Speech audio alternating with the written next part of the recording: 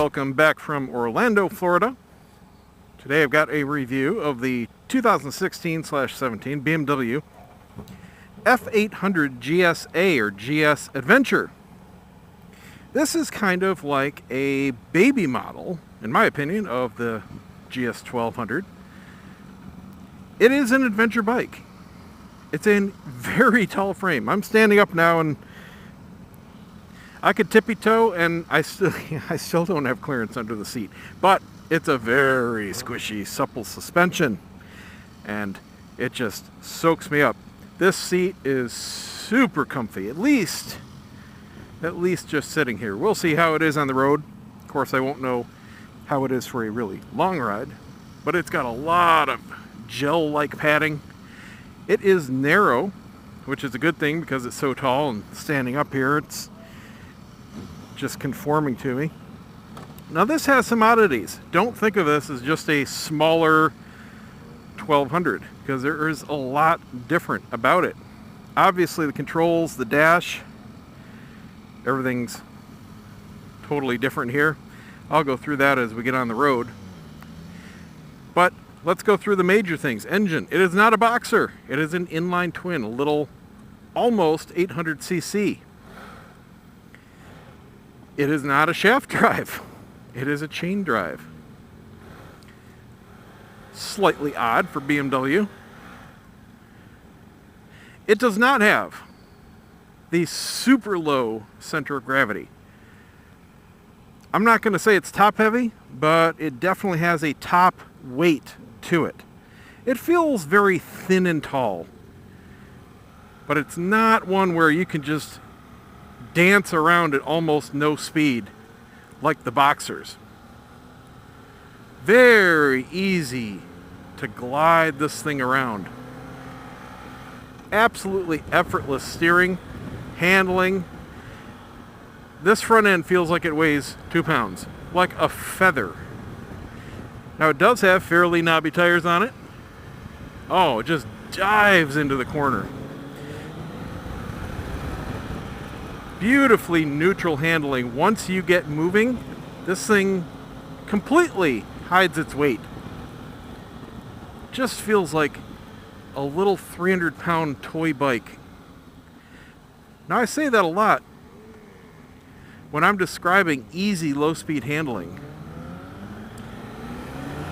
And I mean it quite literally. There is just zero effort on some of these bikes to go slow. Balancing is just an absolute breeze. Clutch is pretty heavy, actually. Surprised about that. Very slick transmission. There is virtually no feel going into the next gear. Not a lot of power in this guy, but I shouldn't be expecting it. It's got something like 85 horse and 60 pounds of torque. Quite a lot of buzz through the foot pegs. It actually almost tickles my feet. It's vibrating so fast. Dropping it down here, 4,500 RPM, it's gone. Tiny bit of little buzz through the handlebars. Let's kick it up into top gear. We are at 55 miles an hour, 3,500 RPM. Keep switching the staggering on me. Let's roll on real quick. Not bad. Actually, more than I expected out of such a small engine. I'm not going to say it's quick or fast, but I don't feel the need to downshift to do a normal passing maneuver or speed up just normally to get going if traffic's starting to move. Certainly no need to downshift normal traffic speeds here. Well, let's go ahead and downshift anyway. Let's try fourth. 50 miles an hour, 4,000 RPM. About the same. Really no difference. Let's get on to the second, 6,000 RPM. See where this thing has a power band. Not much different. So it's pretty flat across the board. It is what it is. It has decent low-end power, but I'll tell you, that clutch is pretty heavy. Definitely the heaviest of all the BMWs. Heavier than the vast majority of bikes on the market this year at least. I'm not going to say it's easy to take off, but it's got the power. You just have to get used to that rather strong spring on the clutch. It is a cable drive. God, I went into neutral.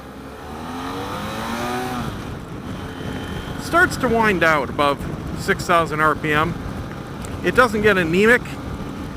I don't feel the absolute need to short shift it, but it does start to wind out. It's definitely a lower to mid RPM bike. It doesn't have a ton of power right off idle. Seems to like it between 3 and 4 the most. I'm giving it full throttle here in 4th. That's all it had. So it's kind of difficult to keep this guy directly in its power band. Rider's triangle is pretty darn good. It is a sit-up and beg position. I have a straight back. The seat is angled forward, but there's so much padding, not only around the sides, but around the back of my butt. It's cupping me like an office chair almost. I'm not sliding forward. It's got a lot of nice grip, and the tank cutout is absolutely perfect. It's smooth. It's contoured perfectly. My legs are fitting in the little slip here. Feels great. There is a lot of wind buffeting. I'm hoping I'm not getting too much wind noise on this video, but it is very loud in my helmet where the wind is hitting from this strange looking, I don't know if it's a windscreen or a half cowl or what. It's so tinted you can barely see through it, and it looks really funky. It looks like something that broke, especially with the metal bar just kind of sitting up there in the middle of it. Not really sure what they were thinking with that. Maybe it's just utilitarian. Maybe the people that want these for off-road duty don't care about a windscreen. But here on the street, it's loud. The wind is hitting me in all the wrong places, just smack dab in the middle of my helmet. Pegs are comfortable. They've got big, thick rubber pads on them. And I noticed on the brake peg, it has an optional flip down. I don't know what you would call it. The part where your foot contacts, it's got the standard one down there. I can't look down right now, but it's got a bigger one that you can flip down for extra grip. I imagine that's handy if it's really muddy out, or if you've got some different kinds of boots that'll take advantage of it. But a cleat, I guess that's what you call it, a cleat. Well, it's got two of them. That's the point. One regular, although it's pretty metal and gnarly, and then a bigger one. It's even more bigger and gnarly. Speedo's easy to read. It's on the small side. I don't suspect too many people are going to really care about it that much. And a simple sweep tachometer indicates an 8,500 RPM, but I'm telling you right now, you're going to want to shift it well before that. On the right, we have an LCD info display. It's high res. It looks decent. It is a basic type. Lots of nosedive. Has kind of a click to the front suspension. Very cushy ride. Feels like I'm just floating down the road. That's all she had. That's all she's got in second.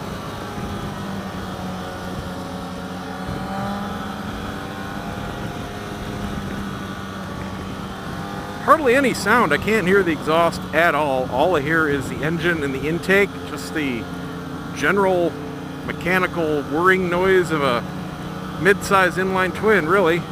It just sounds buzzy and it feels buzzy. Shaking all through the tank and my legs. But then again, if you're on this kind of bike and actually using it for what its purpose is, you're going to be standing up a lot. And I imagine that might be what that flip down cleat is for, to give you a different set of clearance and size if you're standing up. Just a guess. Now the difference is between this adventure model, the GS-A, and the regular GS, you get extra protection. You've got crash bars, you've got some brush guards, you've got extra auxiliary lights up the front, you have hard bag mounts on the back with the optional bags to attach.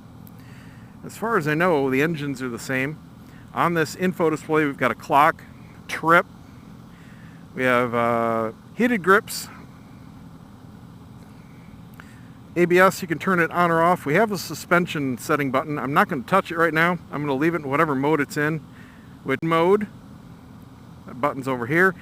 Here's the info we can cycle through. I imagine that's, well, outside temp is 87 degrees right now, and I don't know what that means. It's a little naught symbol, a 29, and a speedometer symbol. I'll have to look that up. Engine coolant gauge is basically a dummy indicator. Transmission's silky smooth. Going into each gear, you can't feel a thing. There isn't even a snick. The brakes feel good, but with so much nosedive, there's no kind of sportiness to it. The suspension setup is great as far as the way it turns and how it soaks up the bumps. Downside with that is it's squishy. You know, you trade comfort for control. Even just stopping there from 3 miles an hour, this whole front just slams down towards the ground. Now, it's so tall that you probably can't even see how minorly slanted this road is. I can't touch with my left foot. I'm canted over to the right slightly. It is a very tall bike. Might be the tallest one BMW has. They do have an optional shorter seat that'll shave off a couple inches. So that might be something you're interested in. Rider's Triangle is very comfortable. The pegs to seat position have a lot of room. I'm 6'2", 32-inch inseam, 250 pounds. Legs are in a great position. So if you're on the shorter side, you're only going to have an issue when you're stopped. When you're riding, this thing's a blast. Very comfy. I pretty much came down to 1 mile an hour there in the low end before I put my feet down. I love bikes that are easy to handle at low speed. It just makes them more fun, more confidence inspiring.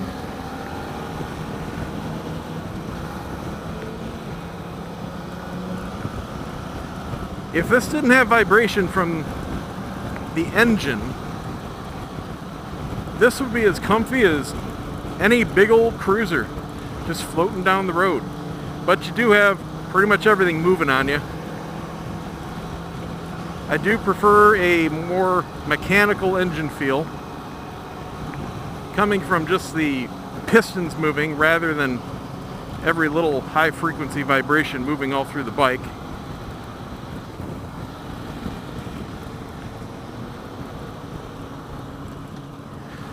It's getting a little confusing out here because we have multiple large groups riding right now. It's after lunch, so some people are picking it up. And then traffic's picking up. I'm going to do a few more today and then wrap it.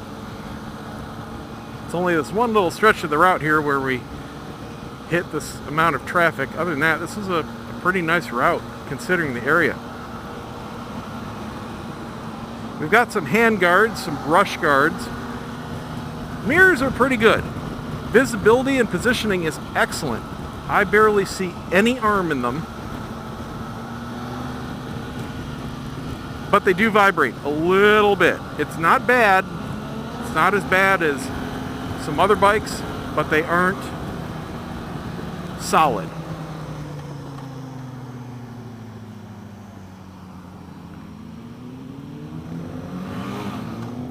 That is the second time. You know why I did that? Because I'll have to look closer now. When I downshifted, it said 1. You'll see it on the video. I was looking. It said 1.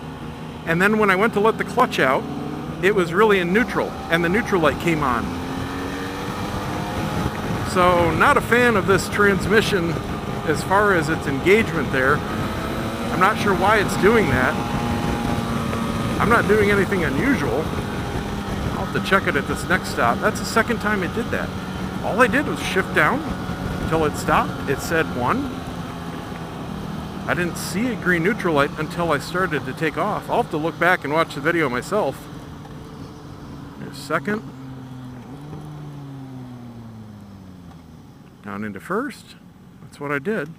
Now watch, it won't do it again. Of course not. Oh well. That's all it's got in first. And that's second. So not bad for the limited power it's got.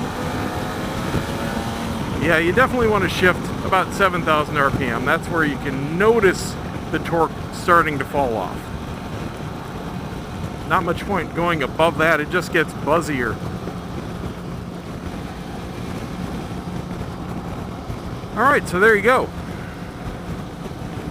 There's the 2016/17 BMW F800 GSA, or GS Adventure. If this video sucked, give it a thumbs down. If you enjoyed it though, I'd really appreciate a thumbs up. Subscribe to see more and tell your buddies. See you next time.